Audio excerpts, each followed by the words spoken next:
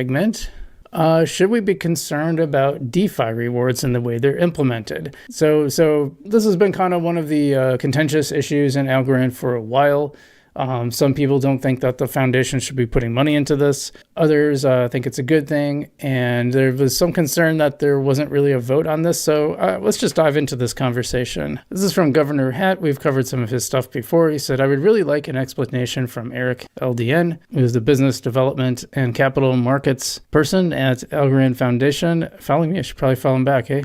He says, why TDR is happening without the community having the ability to vote on its continuation and the specific proposals. Why was it rushed through at the end of the quarter during the period from Christmas to New Year's?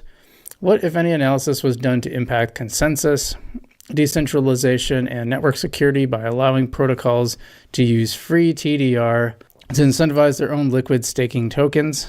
Whether alternatives to this setup were considered, and why, I think you meant 5 instead of T.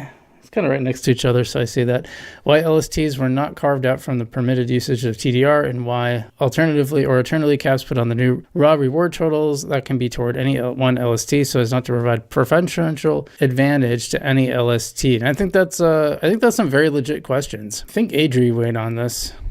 Yes, she did. Hey, go ahead, I can try. We decided to do a full governance rewards period to mitigate risks should any technical issues arise during the protocol upgrade. For TDR, we didn't have the time to host a voting session, but DeFi projects were asked to keep their plans as close to as possible to those voted on by the community in GP12 with a little bit of wiggle room. I just got back from a week's break and have started reviewing GP14 TDR proposals with that in mind. So far, Ming, Meld Gold, and Wormhole proposals are in compliance as they followed the recommendation above. LSTs are not a thing. We're not a thing yet in GP12, but everyone is excited and projects want to incentivize their pools. We shouldn't ban these incentives, but I agree with capping them. I'll be discussing the issue with the projects and asking them to review and repost their plans. Stay tuned for more updates. So this is kind of an ongoing thing. Governor Hat says, thank you for responding. He said, we decided to do a full governance period to mitigate any risks should any technical issues arise. I'm not understanding what risks this mitigates with regard to technical issue and proposal upgrades. It says we are trying to mitigate the economic risks in case of technical issues. I understand you don't like TDR.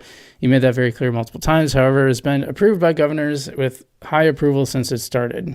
Now, I will say that I've been a bit frustrated with how the Algorand Foundation, also platforms like Tinyman, conduct their surveys, because they put the vote totals before you even vote. I don't think they should show them until actually everything is closed, but at the very least, you shouldn't be able to see the totals until you have voted.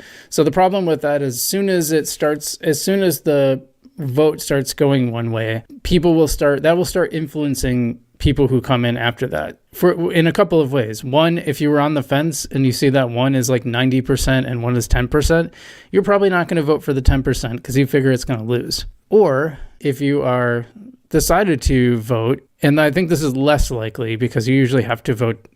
On some platforms, you actually have to vote to get the rewards due, but on Tinyman, that is not the case. If you were going to vote for the option that is losing and is losing badly, you might just not vote because you might be like, what's the point? They're going to lose. So this is just a general best practice of like every survey taker. You will never see a survey that does it this way because it's just generally a bad practice for the reasons that I listed. So this is something I really, really wish the foundation, I guess it won't matter because the governance is supposed to be going away, so to speak, or at least it won't matter for rewards. But even so, because governance is going to continue. It's just eventually not really going to have rewards. This is not how they should do it. I mean, they just shouldn't. They've got to fix this. This is really, really frustrating to me. So anyway, I think this is interesting. We're going to have some overlap for when node rewards start and governance 14. And we're going to talk about that. We've got some things further down in the show where we will talk about this. But I did want to get on my soapbox a little bit because I'm hoping someone from the foundation will finally listen to me and implement some changes. And same with Tinyman, frankly. All right, this next